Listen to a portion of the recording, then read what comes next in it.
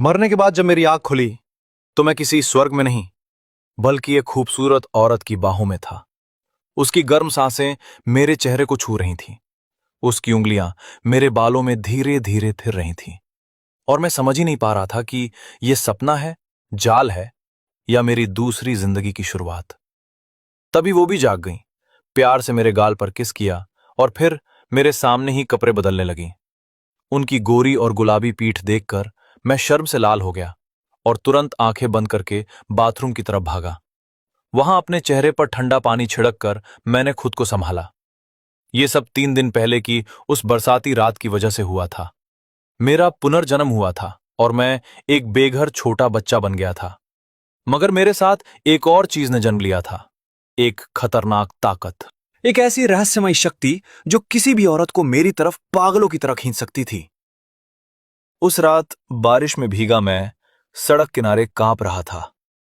तभी एक luxury car मेरे सामने आकर रुकी। दरवाजा खुला और उससे उतरी वो औरत, खूबसूरत, अमीर और खतरनाक। मुझे बारिश में भीगा देख वो घुटनों के बल बैठी और बड़े प्यार से पूछा, इतनी तेज बारिश है, तुम घर क्यों नहीं गए? मैंने उदास होकर कहा, मेरा अब कोई घर नहीं है। उन्हें लगा मैं घर से भागा हूं, पर मेरे पास कोई जवाब नहीं था। तभी उनकी आंखों में एक अजीब सी चमक आई और उन्होंने धीरे से पूछा, छोटे भाई, क्या मेरे साथ घर चलोगे? मैंने मना किया और कहा कि मैं खुद कोई जगह ढूंढ लूंगा। पर उन्होंने अचानक मेरा हाथ पकड़ा और अपनी तरफ खींच लिया। मैं सीधे उनकी गोद में जा गिरा। मेरे भीगे कपड़ों से उनकी स्कर्ट खराब हो रही थी, पर उन्हें कोई फर्क नहीं पड़ा। उन्होंने मुझे उठाया और अपनी महंगी मासेराती कार में बैठा लिया। थोड़ी देर में कार एक बहुत बड़े विला के सामने रुकी। उन्होंने मुझे फिर से किसी राजकुमारी की तरह अपनी गोद में उठाया और कार से बाहर निकाला। मैं बेबस था और बस उनकी गर्माहट महसूस कर रहा था। उनकी गोद में एक सुकून देने वाली गर्माहट थी। वो मुस्कुराते हुए बोली, कैसा लगा? मेरा घर काफी बड़ा है ना? तुम्हारे रहने के लिए तो बहुत जगह है यहां। उन्होंने दरवाजा खोला और मुझे, जो अभी भी पूरी तरह भीगा हुआ था, अंदर ले गईं। मेरा दिल जोर जोर से धड़क रहा था। मैंने हिचकिचाते हुए कहा, आंटी, क्या आप प्लीज मुझे नीचे उतारेंगी? लेकिन आंटी ने मुझे और कसकर पकड़ लिया। उनकी सांसें तेज हो गई थीं। मैंने फौरन बात संभालते हुए उन्हें आंटी की जगह दीदी कहा। उन्होंने मेरे कान में धीरे से कहा, मुंह, अच्छे बच्चे बनो, अब सब ठीक है। उनके चेहरे पर एक प्यारी सी मुस्कान आई और फिर उन्होंने मुझे नीचे उतारा। आते वक्त मुझे पता चला था कि वो एक बड़ी डिजाइन कंपनी में सीनियर ऑफिसर हैं। वो काम से बाहर निकली थीं और अचानक मुझसे टकरा गईं। उन्होंने कहा कि मुझे देखते ही उन्हें मुझसे लगाव हो गया, पर वो लगाव हमदर्दी थी या कुछ और, मुझे समझ नहीं आ रहा था। मैंने अमीरों की लाइफस्टाइल के बारे में काफी कुछ सुन रखा था। बस मन में यही दुआ कर रहा था कि दीदी के मन में मुझे लेकर कोई गलत ख्याल ना हो। वो मेरा हाथ पकड़कर बाथरूम की तरफ ले गईं और बोली, मुंह, पहले गर्म पानी से नहा लो। मैं जैसे ही कपड़े उतारने लगा, देखा कि वो वहीं खड़ी हैं। मैंने पूछा, दीदी, आप बाहर क्यों नहीं जा रही हैं? उन्होंने पलके झपकाते हुए कहा, मुझे भी तो नहाना है। क्या तूने देखा नहीं कि मेरी स्कर्ट गीली हो गई है? इतना कहकर उन्होंने शरारत से अपनी ब्लैक लेस वाली स्कर्ट थोड़ी ऊपर उठा दी। स्कर्ट के नीचे का नजारा देख मेरा चेहरा शर्म से लाल हो गया। मैंने हकलाते हुए कहा, पर दीदी, लड़के और लड़की का साथ में नहाना ठीक नहीं है। वो और भी कातिलाना अंदाज में मुस्कुराईं और बोली, पर तुम हो ही इतने प्यारे, मेरा मन तुम्हारे साथ नहाने का है। उनकी बातें और उनकी खूबसूरती पूरे बाथरूम के माहौल को नशीला बना रही थी। मैं बस एक फीकी मुस्कान दे सका। मुझे यकीन नहीं था कि वो इतनी शरारती होंगी। अचानक वो मेरी तरफ झपटी और फिर जोर से खिलखिलाकर हंस पड़ी। तुम्हें चिढ़ाने में बड़ा मजा आया, मैं तो बस मजाक कर रही थी। फिर उन्होंने एक कपड़ा देते हुए कहा, घर में किसी आदमी के कपड़े तो है नहीं, तो फिलहाल तुम्हें इसी पजामे से काम चलाना पड़ेगा। मैंने धीरे से कहा, ठीक है। वो अपना मुंह छिपाकर हंसी और बाथरूम से बाहर चली गईं। उनके जाते ही मैंने फटाफट नहाना खत्म किया। बाहर आकर मैंने अपने कपड़े उठाए और वो गुलाबी भालू वाला पजामा पहन लिया। उसे पहनते ही मुझे बहुत अजीब लगा। एक अजीब सी शर्म महसूस हो रही थी। तभी दरवाजे के बाहर से उनकी आवाज आई, मुंह, क्या तुम नहा चुके? मैंने घबराकर जोर से जवाब दिया, दीदी 1 मिनट रुकिए, अभी नहीं हुआ। लेकिन अगले ही पल बाथरूम के दरवाजे का हैंडल घूमा और दीदी सामने खड़ी थी। वो मुस्कुराते हुए बोली, साफ दिख रहा है कि तुम नहा चुके हो मुंह, तुम झूठ बोल रहे थे ना? उनके बोलने का अंदाज बड़ा ही नशीला और शरारती था। उनका ये चुलबुलापन किसी को भी दीवाना बना दे। मैंने डर के मारे नजरें नीचे कर ली। मेरा दिल धक धक कर रहा था। उन्होंने अपनी भौहें चढ़ाई और पूछा, तो क्या तुम सजा पाने के लिए तैयार हो? मैं हकलाते हुए बोला, दीदी मुझसे गलती हो गई। छोटे बदमाश, अपनी आंखें बंद करो, उन्होंने मेरे कान के पास आकर धीरे से कहा। मैंने सोचा कि इस अजीब स्थिति को जल्दी खत्म करना ही बेहतर है, इसलिए मैंने चुपचाप आंखें बंद कर ली। उन्हें मुस्कुराते देख मैंने राहत की सांस ली। वो बोली, गुड बॉय। तभी मुझे कपड़ों के सरसराने की आवाज आई। अजीब बात थी, हम पहली बार मिल रहे थे, फिर भी मुझे उनके साथ बहुत अपनापन लग रहा था। वो धीरे से बोली, मैं बहुत खुश हूं, चलो अब तुम जाओ, मुझे नहाना है। मेरे मन में आया कि बोल दूं कि विला इतना बड़ा है, कोई दूसरा बाथरूम तो होगा ही। पर उनका चेहरा देखकर मैं समझ गया कि बहस करने का कोई फायदा नहीं है। मैंने कहा, दीदी पहले मुझे अपने गंदे कपड़े ले जाने दीजिए। उन्होंने वॉशिंग मशीन की तरफ इशारा किया और बड़े हक से बोली, रहने दो, उन्हें वहीं छोड़ दो, मैं बाद में उन्हें धो दूंगी। मैं उन्हें मना नहीं कर पाया और चुपचाप बाथरूम से बाहर आ गया। मैं लिविंग रूम के सोफे पर अकेला जाकर बैठ गया और बस सोचने लगा। मैं चुपचाप बैठा इंतजार कर रहा था कि तभी अचानक दरवाजा खुला और स्कूल की वर्दी पहने एक लड़की अंदर आई। मुझे देखते ही उसने कड़क आवाज में पूछा, तुम कौन हो? मेरे घर में क्या कर रहे हो? उसने तुरंत पुलिस को फोन लगाने के लिए अपना मोबाइल निकाल लिया। मैं घबरा गया और उसे रोका। अरे पुलिस को मत बुलाओ, मैं चोर नहीं हूं, मुझे दीदी बाई जी खुद यहां लेकर आई हैं। अगर पुलिस आ जाती तो मेरी पोल खुल जाती, क्योंकि मेरे पास कोई पहचान पत्र नहीं था। लड़की ने अपनी भौहें सिकोड़ी और पूछा, दीदी क्या तुम मेरी मम्मी की बात कर रहे हो? मैंने जल्दी से हां में सिर हिलाया। यह सुनकर उसका गुस्सा थोड़ा कम हुआ। ठीक है, मेरे साथ आओ। वो अपने लंबे पतले पैरों से चलती हुई सोफे तक गई और बैठ गई। अब बताओ, तुम मेरी मम्मी को कैसे जानते हो? मैंने उसे गौर से देखा और अंदाजा लगाया कि ये लड़की दिखने में तो शांत और तेज तर्रार है, लेकिन शायद मासूमों को देखकर पिघल जाती है। मैंने उसे पूरी कहानी सुना दी। मेरी बात सुनकर बाई यूवेई मुझे अजीब नजरों से घूरने लगी। माहौल थोड़ा सीरियस हो गया था, तो मैंने कहा, अगर आपको यकीन नहीं है तो मम्मी के नहाकर आने के बाद उनसे पूछ लेना। मेरी बात सुनकर वो थोड़ी नरम पड़ी और मुस्कुराते हुए बोली, ठीक है, पर तुमने ये कपड़े क्यों पहने हैं? मुझे लगा शायद तुम कोई गे हो। उनकी कड़वी बात सुनकर मैं बस दांत पीस कर रह गया। मैंने सफाई देते हुए कहा, मेरे कपड़े पूरी तरह भीग चुके थे, इसलिए दीदी ने मुझे ये कपड़े पहनने को दिए। मम्मी का नाम सुनते ही वो अचानक मेरे एकदम करीब आ गई। मैं घबराकर पीछे हटा और पूछा, आप क्या कर रही हैं? लेकिन उसने मेरी बात अनसुनी कर दी और अपनी छोटी सी नाक से मुझे सूंघने लगी। उसकी आंखों में एक अजीब सी चमक थी। वो बुदबुदाई, ये तो वही खुशबू है। उसकी नजरों में एक रहस्य था, जैसे मेरे शरीर से आने वाली कोई गंध उसे अपनी ओर खींच रही हो।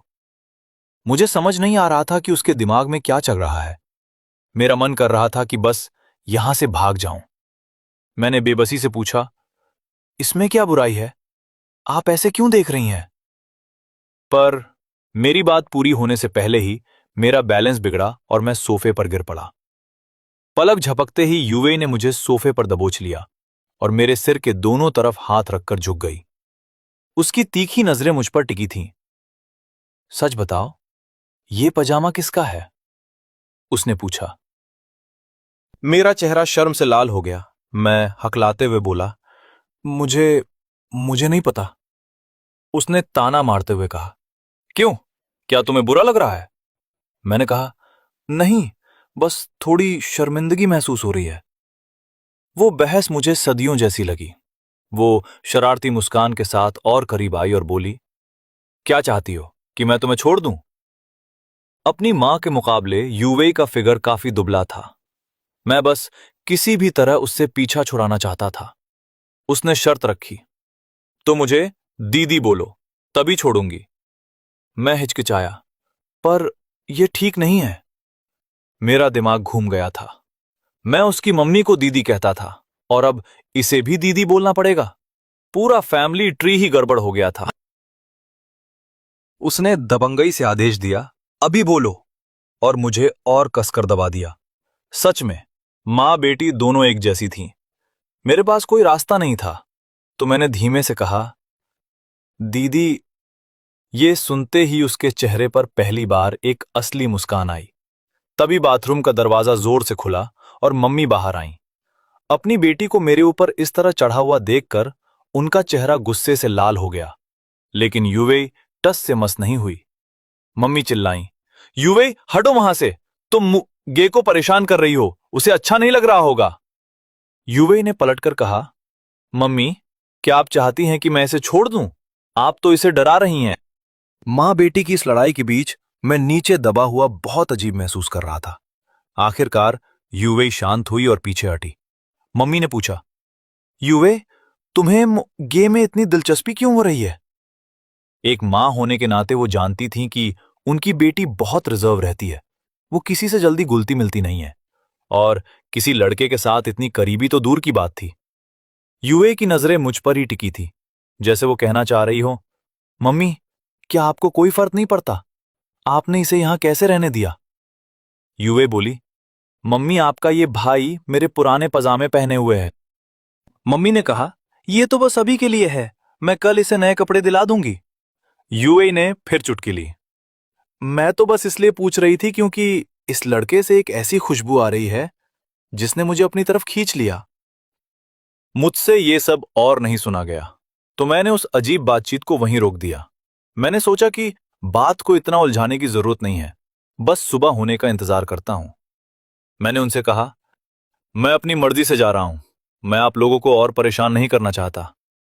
लेकिन हैरानी की बात यह थी कि मम्मी और बेटी दोनों एक साथ बोल पड़ी, तुम जाने की जिद क्यों कर रहे हो? दोनों ने बोलना जारी रखा और मुझे मना करने का मौका ही नहीं दिया। मम्मी ने बीच में टोकते हुए कहा, क्या तुम हमें अपने लायक नहीं समझते? देखो, काफी देर हो गई है, चलो पहले खाना खा लेते हैं, कल मैं तुम्हारी आईडी बनवाने में तुम्हारी मदद कर दूंगी। खाना खाने के बाद मैं बुरी तरह थक चुका था और पहली मंजिल के गेस्ट रूम के बड़े से बिस्तर पर जाकर गिर पड़ा। ऊपर वाली मंजिल पर उन दोनों के कमरे थे। मम्मी चाह रही थी कि मैं उनके पास वाले कमरे में ही रुकूं, पर मैंने सख्ती से नीचे वाला कमरा चुना। कमरे की छत को देखते हुए मैं सोच रहा था कि आज जो कुछ भी हुआ वो किसी सपने जैसा था। फिर मुझे इतनी जोर की नींद आई कि मैं लाइट बंद करना भी भूल गया और सो गया। नींद में मुझे एक साफ आवाज सुनाई दी, इसकी पूंछ तो छोटे पिल्ले जैसी है, कितनी प्यारी है। पता नहीं कितना समय बीता था, पर आधी नींद में मुझे लगा कि कोई धीरे धीरे मेरे शरीर को सहला रहा है। मैंने हिलने की कोशिश की, पर मेरा शरीर जैसे जाम हो गया था। ये अजीब सा एहसास काफी देर तक रहा। मुझे लगा कि शायद कोई बुरा सपना देख रहा हूं जो अब खत्म हो गया, पर तभी किसी ने मुझे फिर से काट लिया। मुझे लगा मैं अब भी सपना देख रहा हूं, पर तभी मुझे एहसास हुआ कि मेरी पैंट आधी उतरी हुई है। क्या कल रात जो हुआ वो सच था या मेरा वहम? मैंने अपना सिर पकड़ लिया और मन ही मन ठान लिया कि आज से सोने से पहले दरवाजा हमेशा अंदर से लॉक करूंगा। आखिर बाहर जाते समय एक लड़के को भी अपनी सुरक्षा का ध्यान रखना चाहिए। नहाने के बाद मैं लिविंग रूम में गया तो वहां मम्मी अकेली बैठी थी। मैंने कहा, गुड मॉर्निंग दीदी। मैं उनके सामने सोफे पर बैठने ही वाला था कि जैसे ही मैंने कदम बढ़ाया, उन्होंने झपट कर मेरी कलाई पकड़ ली। यहां बैठो। उन्होंने मेरा हाथ खींचकर अपने बगल वाली सीट की ओर इशारा किया। उनकी बातों से साफ था कि यह कोई रिक्वेस्ट नहीं, बल्कि एक ऑर्डर था जिसका मुझे पालन करना ही था। तभी बाई यूवे नाश्ता लेकर आई और बोली, चलो मुंह खोलो। मैंने हैरान होकर पूछा, दीदी आप ये क्या कर रही हैं? क्या आप मुझे अपने हाथों से खाना खिलाएंगी? उनके हाथ में खाना देखकर मेरा दिमाग चकरा गया, पर खाना मेरे मुंह के इतने करीब था कि मुझे न चाहते हुए भी मुंह खोलना पड़ा। उन्होंने सॉसेज को सीधा मुंह में डालने के बजाय बड़े प्यार से मेरे होठों से छुआया। मैं उलझन में उनकी तरफ देखने लगा। युवे ने भी मेरी तरफ देखा। उसकी आंखों में एक अजीब सा उत्साह और चमक थी। उसे देखकर ऐसा लग रहा था जैसे वो मुझे कोई छोटा और प्यारा पिल्ला समझ रही हो। उसकी आंखों में वो दीवानगी देखकर मैंने जल्दी से खाना निगला और हड़बड़ी में बोला, दीदी मेरा पेट भर गया है। मैं वहां से उठकर भागने ही वाला था कि युवे ने मुझे रोक लिया। छोटे भाई कहां जा रहे हो? उसने पूछा। मैं बस अपने कमरे में वापस जाना चाहता था, क्योंकि मुझे पता था कि मेरे ये कपड़े उसे बहुत ज्यादा अट्रैक्ट कर रहे हैं। ऐसे तो काम नहीं चलने वाला था। तभी युवे ने मुझे सूट का एक सेट देते हुए कहा, ये लो, इसे पहन लो, हमें साथ बाहर जाना है। हम यांगचेंग यूनिवर्सिटी पहुंचे। बस से उतरते ही युवई ने मुझे खास हिदायत दी। मेरी बात ध्यान से सुनो। वहां लड़कियां कुछ भी कहें, तुम्हें उनकी तरफ ध्यान नहीं देना है। खासकर उन खूबसूरत लड़कियों को तो बिल्कुल इग्नोर करना। वो जानती थी कि मुझ में कुछ ऐसा जादू है कि लड़कियां मेरी तरफ खींची चली आती हैं। और हुआ भी वही। जैसे ही मैं गाड़ी से उतरकर कैंपस में लड़कियों के बीच से गुजरा, सबकी नजरें मुझ पर टिक गईं। सब फुसफुसाने लगीं। अरे, ये मासूम सा प्यारा लड़का कौन है? क्या मैं इसे छू सकती हूं? अगर युवे मेरे साथ न होती तो वो लड़कियां मुझे घेर लेती। युवे ने मेरा हाथ और कसकर पकड़ा और मुझे खींचते हुए बिल्डिंग के अंदर ले गई।